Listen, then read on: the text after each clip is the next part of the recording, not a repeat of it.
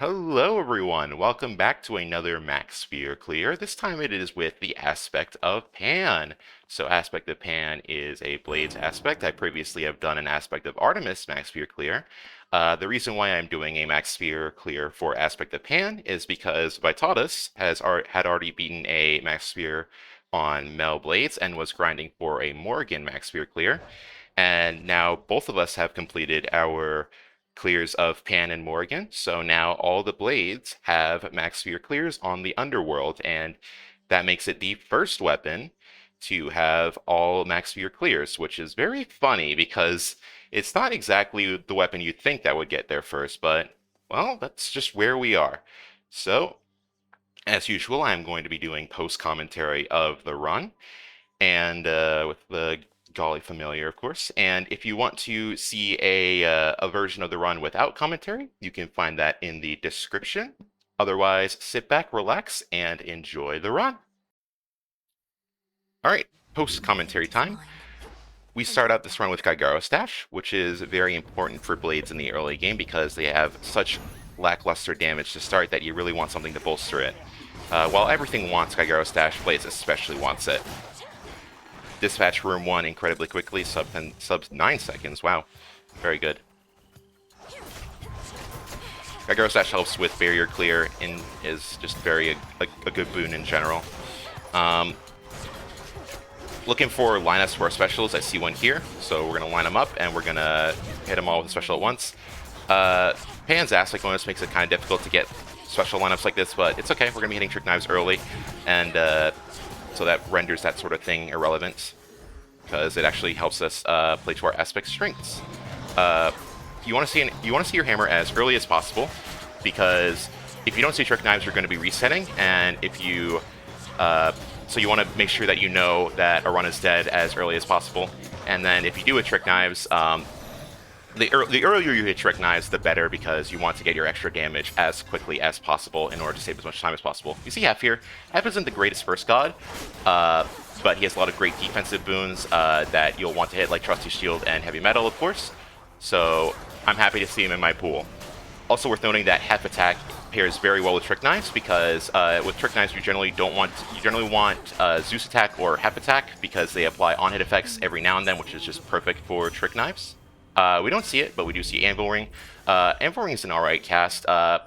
Normally you'd prefer something like Smolder Ring or Storm Ring, but Anvil Ring works totally fine. In the early game, you'll want to see Smolder Ring.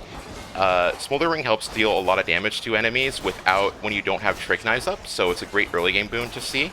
Of course, we already have Trick Knives, so we don't really need to care about our cast all that much. But yeah, Anvil Ring is pretty solid. We see Apollo here. Apollo is a great god to see. He has good percent specials, which is very good for this aspect. And he also has Blinding Rush and Backburner, which will help a ton as well. Hera Special is definitely better than Apollo Special, but I'm not going to complain about an Apollo Special, especially since his other utility moons are so good. And we hit Apollo Specials without losing Blinding Rush, which is fantastic. We also see Arachne, and she is going to be giving us a Moonlight Dress, and then we get a mid-shop afterwards as well, so that's all of our Erebus skips thankfully gotten. We see a Trial here, so we're going to be taking that. Obviously, you want to always be taking Trials on Max Sphere. Getting extra boons is really, really powerful. We don't get any of the defensive boons from Hephaestus here, which is unfortunate, but I guess I can't complain about a Molten Touch. Generally speaking, despite your aspect benefiting a lot from Trick Knives at long range, you don't want to just like only run in, drop your cast, and then run out. That can waste a lot of time. You want to be using Trick Knives whenever possible. So what I'll be doing a lot is I'll be running in, I'll be using Trick Knives, I'll be casting, and then running away and using my Trick Knives from long range in order to properly take advantage of my aspect without losing too much DPS in the process. And we have Blinding Rush, fantastic. Daze is a very strong effect, and it opens up the possibility of getting Backburner, which gives us a ton of extra percent. And we get a Fountain Room, nice. So our timer is looking very, very good. Hermes Boon here, looking for something like Nitro Boost, potentially. Maybe a Travel Deal. And maybe a Stutter Step, that would also be very good. Something you'll see me doing a lot is dash striking for the trick knives and then using a special afterwards. That extra special helps me get a little bit of extra DPS out, and it also helps me deal with long range foes because you can't hit long range foes with all 3 specials from the trick knives at all times. So by getting an extra special out, I can hit them with the special from the center of the trick knives and then the extra special afterwards. Of course, on Aspect of Pan, I can still hit long range foes with all 3 blades of the trick knives as long as the opponent is within a cast, and that's very nice for high fear. We don't really get anything good here. Nimbleness doesn't do anything. Winter Circle is an active detriment. And Mean Streak? Well, I guess it's fine. Choosing the end shop, gambling on there potentially being some armor here. I can't really buy anything else, and there's no armor there. But it was worth the gamble. I'm not really going to get any use out of a palm anyways. Once again, at the start of this Hecate, you can see me running up, casting, and then running away to use the aspect bonus. But also getting some trick knives in while I'm running up. Dodging the dark side projectiles from behind the pillar. Apparently that just works, which is kind of funny. We face Hecate very quickly, very nice, and now we want to dodge the little balls because I still have a Golly block and I want to preserve it as long as possible. Of course, Hecate instantly hits me with the jank torch hitbox as soon as the mid phase is done with no time for me to react, but it's okay, that's what the Golly block is for anyways. I use the Daze effect below Hecate to recognize which one is the real one, and now we dodge the sheep ball. So you want to go to a specific spot next to the pillar on the far right, and then you dodge through the sheep ball as soon as it comes up to you, and then you dodge diagonally up left, then down right, and that's the easiest way to dodge sheep ball I've found.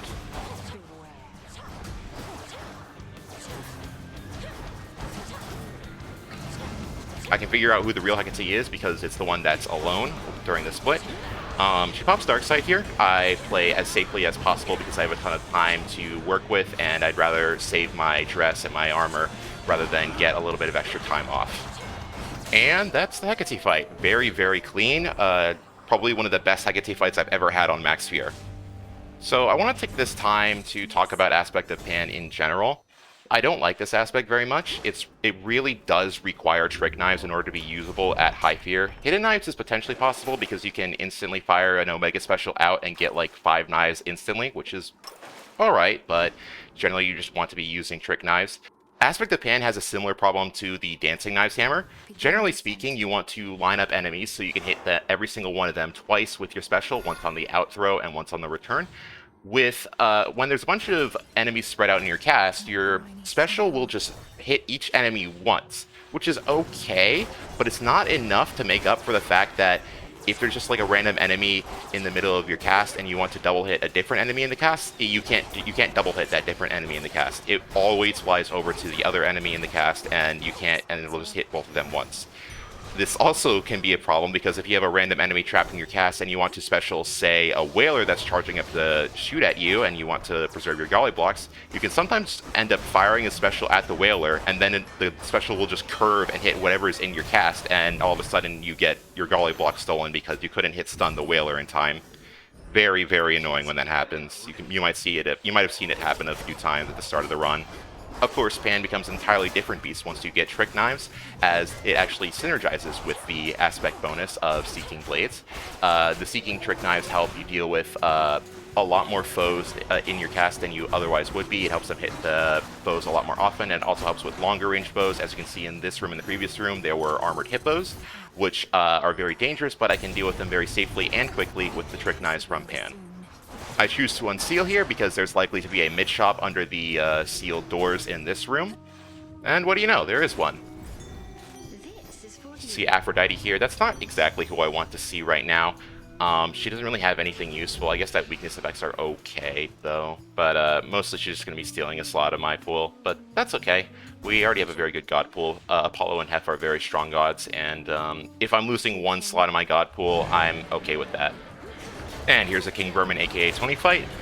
Tony can just kind of walk at you and without you being able to see him, so you want to stay as mobile as possible during this fight. So I'm just kind of leaving my cast around whenever I can, and then just spamming my Trick Knives, hoping that Tony walks into it and then gets caught by the Trick Knives.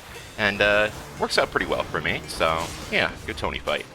Not a lot going on right now, so I want to take the time to talk about a little thing I like to call the dash strike bug. Don't really know if it's a bug or not, but basically if you ever dash immediately after a sprint, or you dash out of just like a normal attack pattern, for some reason if you try to dash strike after that sprint, then you will just use a normal attack. This is incredibly frustrating, and it will come up a lot during this run. You might have seen it happen plenty of times already. Yeah, definitely not fun to be dealing with that. Speaking of dash strikes, generally speaking, whenever you dash, you don't want to be mashing the dash strike button as soon as you hit the dash, because that will make you lose your iframes and also lock you in place because you can't dash out of the end lag of your move. So I'm always going to be dashing around just a little bit before I use my dash strikes in every situation. There's Chaos Gate here. I take it for the skip and free money. You generally always want to take Chaos Gates and Oceanus on Max Spear, or High Fear in general. And that's Oceanus. Get a boom back here. It's Demeter. Fantastic. We're only looking for Snow Queen, but we don't hit it, unfortunately. We don't want Ice Strike here because we still have a potential Hef attack in the pool, and that would be far more powerful than an Ice Strike ever could be. But yeah, Sirens. I've said it before and I'll say it again. Sirens are the gatekeeper of 67 Fear. If you have a bad build, Sirens are going to ruin your day. If you have a good build, Sirens will probably still ruin your day. But maybe, just maybe, you'll get past them. Of course, this time I have a very good build, so I'm getting past them anyways. Who cares?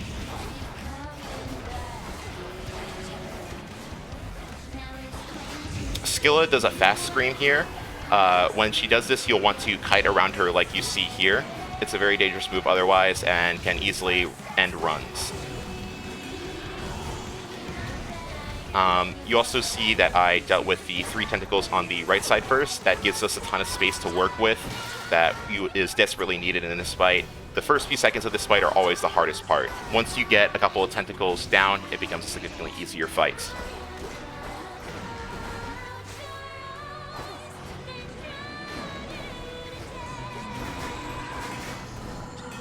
I have no idea. The little music ball hit me there.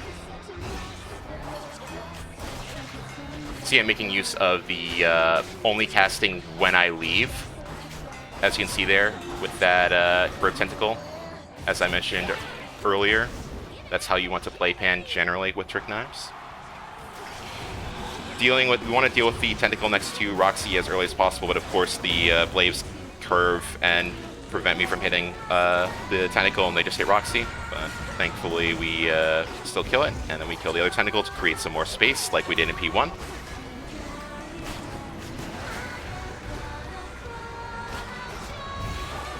At this point, I'm just hitting whatever is within sight. Don't really have a target right now. Whatever I can hit, I will hit. You can obviously rush a specific command member. Whenever like Jetty or Roxy's combo breakers are on cooldown, it's not a bad idea to just rush them so that you can get rid of them as quickly as possible. But again, we have a lot of space to work with and we have a very safe build, so we can kind of just... we have the freedom to do whatever we want. So I'm just dealing with whatever comes up as needed. Jetty feature is one of the easiest features. Not one of it, probably just is the easiest feature. It's very basic. We killed Skilla by the side of the arena, which is very good because it means that she'll do this slow walk out into the center of the arena instead of immediately starting to spin and spawn the ads. That basically just delays the spawning of the ads and the spinning, which is very useful for avoiding the headaches that come with the final phase of the fight. And that's Sirens. So keepsake choice for Biome 3. On Max Spear, your keepsakes in Biomes 1, 2, and 4 are generally set in stone, J-Palm, Prolex, and White Antler, but in Biome 3 you have a little bit of a choice. You can choose Knucklebones, you can choose Silken Sash, you can choose whatever, you can choose a God's Keepsake even if you want a specific God. We don't really want a specific God, we already have a great God pool. We already have a lot of damage, so we don't need Knucklebones, so I just pick Silken Sash for the extra defense. I considered picking Experimental Hammer there for the potential Reaper Knives or Sure Shot Flurry or Melting Sickle hit, but the chances of me hitting Dancing Knives there dissuades me from doing it. We get an early hammer in Fields, which is very good. Looking for that Reaper Knives, of course, but I will take a Sure Shot Flurry or a Melting Sickle. That is always good. Sure Shot Flurry gives your special some extra range, which can be very useful on Pan, even though I really haven't experimented with it yet. I definitely did want to try it out at least once before writing it off. Tempire very terrifying, and unfortunately I lose a Golly block there. Tempire are probably my least favorite enemy in all of Underworld. Their projectiles are just so erratic and I hate them. We see an M here. You can tell that it's an M because of the little effects on the borders of the screen.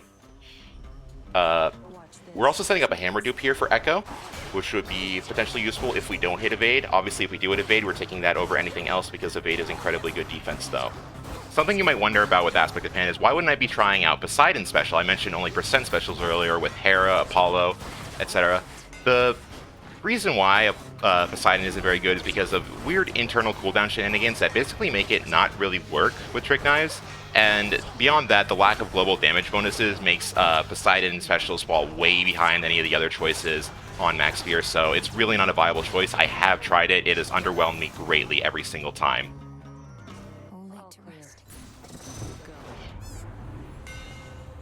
And we hit Reaper Knives. Wonderful, so now our damage is incredibly good, and this run, if we hit evade from Echo, this run is basically over. I know it in my bones, because that's just how this be. Again, Chronos is not a particularly difficult fight, in my opinion, compared to Sirens. As long as you have enough defense and enough damage, you should be able to win Chronos pretty much every single time. Hit Echo here, again, we're looking for evade X3, and we hit it. So this run is basically in the bag, and everything after this is basically just a victory lap. So 2 trees. Apollo and Hermes boons are very good. We could get Backburner from Apollo, we could get Nitro Boost or Stutter Step or Travel Deal from Hermes, so that's why I picked this tree. Selene Hex is good, potentially, because we do have a the Moonlight Dress or whatever it's called to get less Hex charge. But we would need to hit a growth node in order to actually use it, and it's kind of late for that, so we probably shouldn't have tried it. Don't hit Backburner here, unfortunate. These boons are all bad except for... Actually, they're all just bad. I picked Self-Healing because it's the least bad out of the 3. Flourish.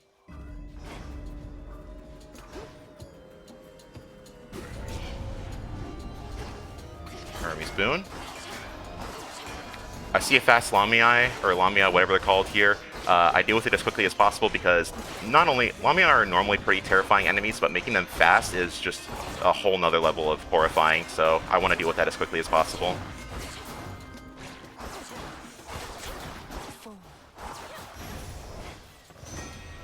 Won't touch is verified by steady growth, not particularly useful. Travel Deal and Stutter Step. I consider picking Travel Deal or Stutter Step here. Stutter Step is obviously very good for a dash strike build where you're going to be dashing around a lot. Travel Deal is like... there are still a ton of boons that I want to hit. There's still Backburner, there's still Snow Queen, there's still Trusty Shield, there's still Heavy Metal. So Travel Deal might have been the better play there because in order to hit those boons, I would love to have the extra shot boons in order to help hit those. But Stutter Step is fine. We already have so much damage and defense anyways that I don't think that it's entirely necessary that I hit those boons. Not really a whole lot for me to say anymore. I guess I could talk about Hestia specials over Poseidon specials or Percent specials. Hestia specials are okay, but they do need Pyrotechnique in order to be good, because otherwise they won't scale very well into the late game because you're limited by how fast your Scorch takes down. So if you see a Hestia boon early, you generally want to be using Smolder Ring instead of Flame Flourish. That also leads into a potential thermal dynamics later on if you get Zeus attack. Apollo boon here, looking for Backburner, and we get it. It's the last boon of course it's the last Apollo boon that we could hit, but hey, at least we hit it. Anyways, onwards to Serb. So Serb is either one of the easiest fights in the game or the hardest fights in the game, depending on how nice Serb is to you. Actually, it generally isn't one of the hardest fights in the game, but it can be it can be much more difficult than it otherwise would be if Serb is weird and mean to you. I don't see the slam in time, so I get hit by it and lose my Golly. Unfortunate, but hey, that's what Golly's for, right? Unfortunately, I couldn't really react to that counter there, so I get hit by it stupidly. And then, of course, I get slammed by a Fireball. Wonderful. And then I get Miasma. Thanks for the dodge, Echo. Getting Dash Strike Bug there, but we're back up on our feet, and we are dealing with this mid-base pattern just fine now. Anyways, on to P2. Hoping that Serb doesn't do any annoying patterns like the Fire Breath jump attack with a bunch of stuff out. Trying to play safe here, zoning him out, and I get rewarded there because I get to dodge his counter there. Getting Dash Strike Bug, of course. Barely dodging that leap projectile from Serb. Again, trying to be safe here, but also trying to sneak in as much damage as possible while he's doing his slams towards me. I don't necessarily need the time. I should have gone hit there, jeez. Don't necessarily need the time, but it's nice to have. Serb does a leap, and then here he does his Fire Breath leap. So again, go under his heads, then leap in the direction that he goes, because wherever he's looking when he's done with the first Fire Breath is where he's going to be leaping. So I dash in that direction and then go under his heads for the second Fire Breath, and then that's pretty much it. Very clean Serb, very clean, and overall he was very nice to me. Thank you, Serb. Good boy. And that is the field. So onwards to Tartarus.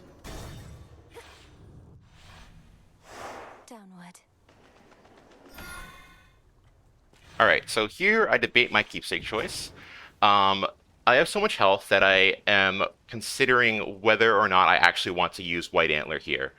Aki in voice chat convinces me to use White Antler, so I choose that. However, I do think that Tooth is not a bad play here either. It's a bunch of extra safety.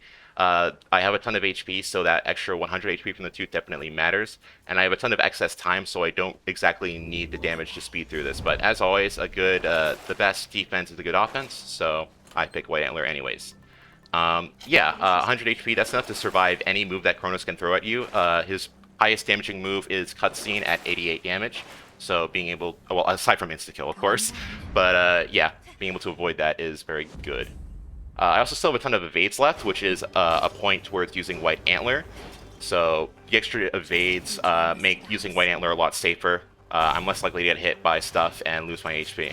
It's very unfortunate that I was unable to get Snow Queen before entering Tartarus. Snow Queen helps preserve your Golly blocks, which is really important into Kronos.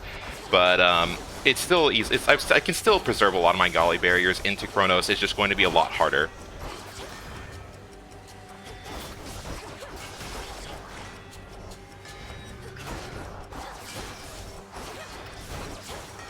Overall, in Tartarus, we just want to make sure that we get safe rooms.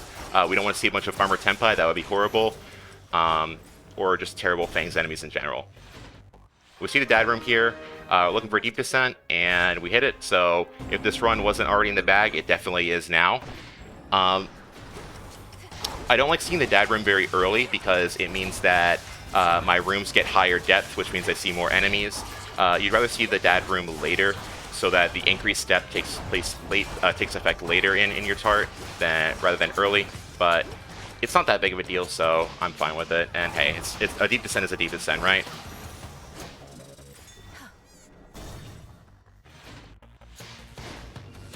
Much Tempai in this room, very bad.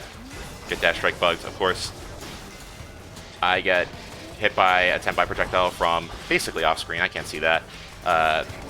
Demonstrating exactly why Tempai are the worst thing ever created in this game. Tempai are like a surfaced enemy. They're just that rude.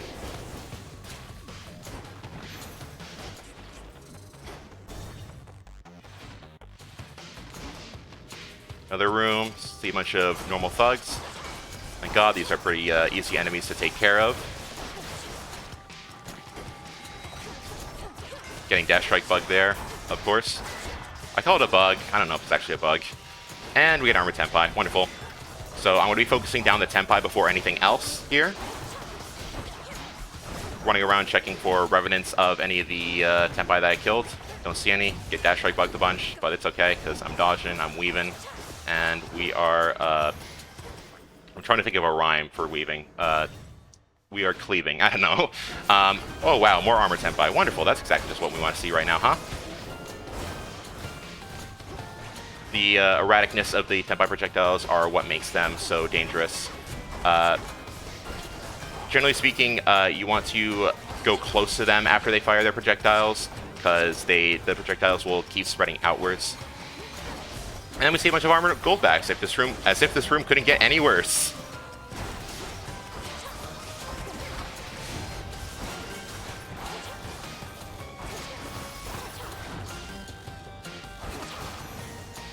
But yeah, that is Tartarus down, and from this point on, it's just the Kronos fight. So, get armor in the end shop, that's great. We get a Heft Boon, and it's a purple heavy metal, that's fantastic. And then we look for potentially a Snow Queen from Demeter, and we hit it. Snow Queen really doesn't do anything because Snow Queen evaporates to the Kronos vacuum. So, but I guess it's just nice emotional support, I don't know. But yeah, we have everything. We have all the hammers we want. We have all the boons we want. We have all the defense we want. We have 2 Golly blocks. We have a ton of evade. We have deep descent. We have White Antler. We have 6 minutes on the damn clock. And if I lose this, I'm gonna quit Hades 2 forever if I lose this. Chronos is not a very difficult fight, in my opinion, once you understand how it works. I've only choked a Chronos 67 one time. The other times I died because of timer, and the other 3 times I've won, including this one. So, yeah, I'm not really concerned about this fight. As you can see, my damage is insane, my defenses are insane. I'm proccing Chronos' Combo Breaker very frequently, which is a very good indicator of my damage. As you can see, his health bar is absolutely melting. Don't have to deal with the midi-boss in this mid-phase.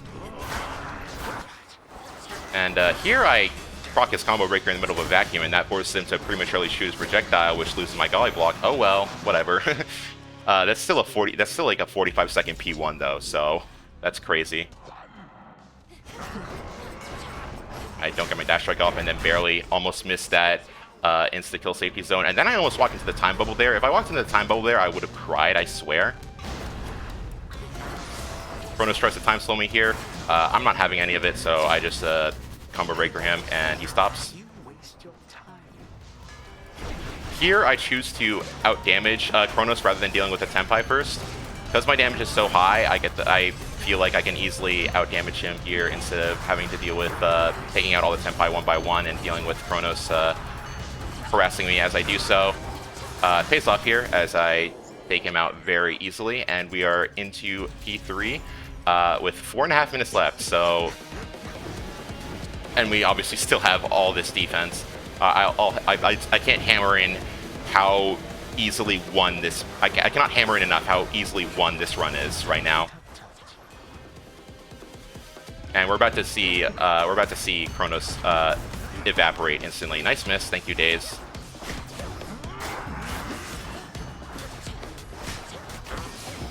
Mid-phase, so Chronos spawns and then goes away immediately. And then we have the long swipe pattern here. Generally, you want to cross Chronos up whenever possible, although it can be a little bit dangerous there. I think I got a little bit lucky there. Dodging side throw by going behind Chronos. It's a bit weird to do that, but it was the best option I had in that moment because I was so close to him. I'm playing this fight incredibly quickly. An absolute utter disregard for my safety because he's already dead. So, yeah. 2 minutes and 15-second Chronos fight. Very fast, very good, and just a very clean 67 overall. Like I said, this aspect really is easy once you hit Trick Knives and a good build to go along with it.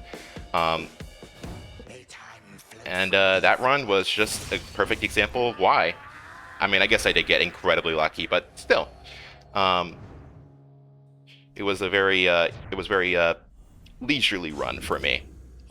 Of Hades. But yeah, 16-16 final clear time, very strong. That's, I believe, the 3rd fastest max sphere clear for the Underworld, so not bad, not bad. Almost 400k from the special. Yeah, the special just does everything for you. Anvil Ring kind of popped up with 42k, that's not bad. As for damage suffered, obviously Serb messed me up, Jetty messed me up a little bit. And then we have Chaos on the damage board, and then we have the Thorn Weeper from Erebus on the damage board as well, from like room 3 when I got the hammer. But yeah, that's pretty much it. Thank you all so much for watching, and I will see you all next time. Next time, my voice cut out, just like this video right now. Bye bye.